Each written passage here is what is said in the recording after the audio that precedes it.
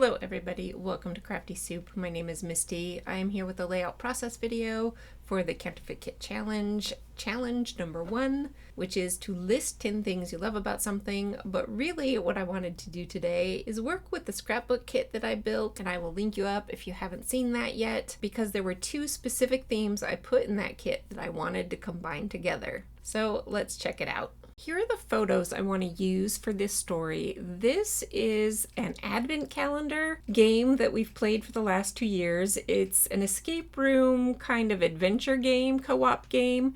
And it turns out that I could use the 10 things I love about prompt from this challenge to tell this story.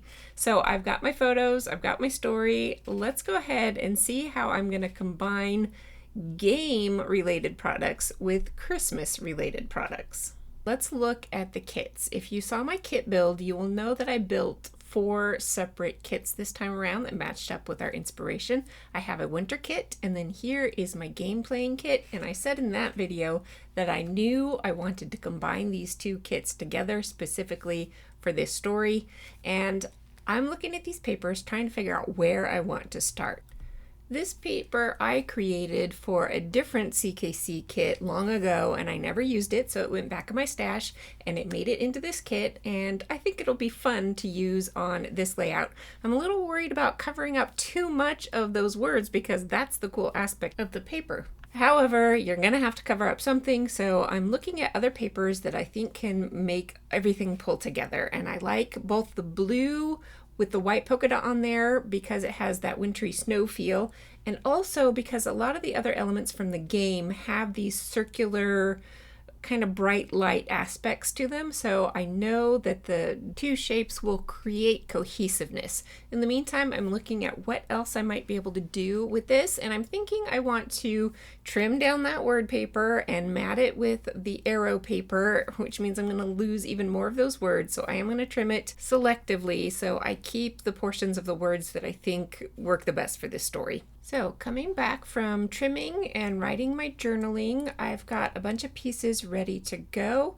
I have matted my word paper and gutted that arrow paper so I can use some more of it somewhere else, possibly on this layout, maybe for other layouts. Now I'm trying to decide how big this background piece should be and if I should shift it left or right, but I think I need to attach more elements down to this before I decide on the right size. So I'm going to leave a very narrow border so that as many of those words in the background can fit as possible, and I'm squeezing my photos together also as much as possible, again, so that I can see those words in the background, and I will give the rest of that a trim. With that trim done, I can decide if I want to shift this left or right now that I have the clarity of what words will show. And I decide that I like it off to the left, originally how I thought it would be. And with that in place, I do a little bit of the pin work that I like to do to help add distinction to things without extra layers of paper. And I am ready to start thinking about title and journaling. Since I already wrote my journaling block, I know that it's going to be this size and I have to fit it on there somewhere. Again, trying not to cover up too many of those words.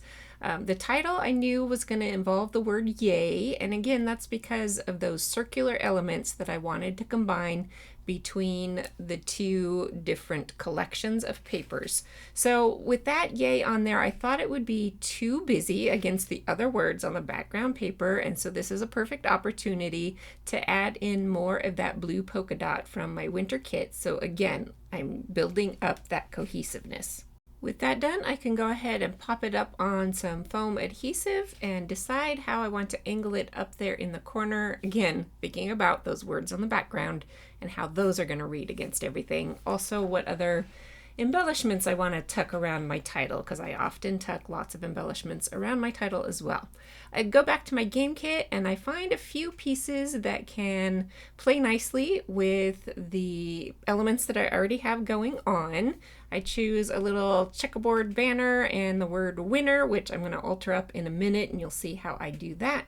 And then I switch to my winter kit. So as I'm pulling elements from my winter kit, I want to create that cohesiveness again, and I'm going to do that with not only the the texture that I mentioned before, but I'm also going to pull in color. So the word elements have a lot of bright, bold colors, and what I focused on was knowing that red is what I had in my winter kit, and I know that will work well with the game kit. So I also have some Christmas trees in blues, and the bluer trees support the blue polka dot paper that I chose. So again, it's tying things together. As I work with all of these elements, I am de-sticking all the stickers on the back of my hand. I just touch it on the back of my hand a few times so that I remove most of the sticky, and that allows me to move things around if I need to. So I've got those elements in place, and here I go. I'm working on more of the winter elements in that bright red so that it ties in with the game kit. The other thing I'm going to do is start building the embellishment clusters around my title, and here's where I'm going to bring in more of the winter pieces to ground that title. You can see that I split the wreath in two pieces so that it could span the height of my title, and that will leave me a little bit of grounding to add a few more elements. This bright red stocking helps lend to the idea that we're talking about Christmas stories here, and it ties in with the rest of the bright colors. Now I'm ready to alter that title because this is a co-op game. There isn't just one winner, so I'm looking for which font I want to use, or not which font, but which color of these fonts I want to use for adding an S. And of course, I just need to go with the red. I did look at the other colors, but red is the color I'm trying to carry through. So that is what I go with. I add that in there. And then I also had this red kind of cocoa cup, and we would often sit and have some chai or tea or something while we were playing. So that fits in with my story quite nicely. The last thing that I want to add to this layout is a splash of sparkly blue sequins, and that's going to add some shine that is kind of faux shine by the yay quote-unquote lights, but it also lends to a snowy feel, so it does both jobs quite nicely. And here is a close-up look at how the final layout came together. So tell me, do you ever combine two very different theme sets of products on your layouts? I'd love to know your stories. Combining two very different themes together can be a bit of a challenge. This layout came out okay, and I'm willing to do it again since I have a second set of photos from the same kind of story from this past Christmas. So those supplies are sitting close by in case I get to telling that story next. Thank you so much for being here. I hope you got something useful out of this video, and until I'm back next time, I hope you have an artful day.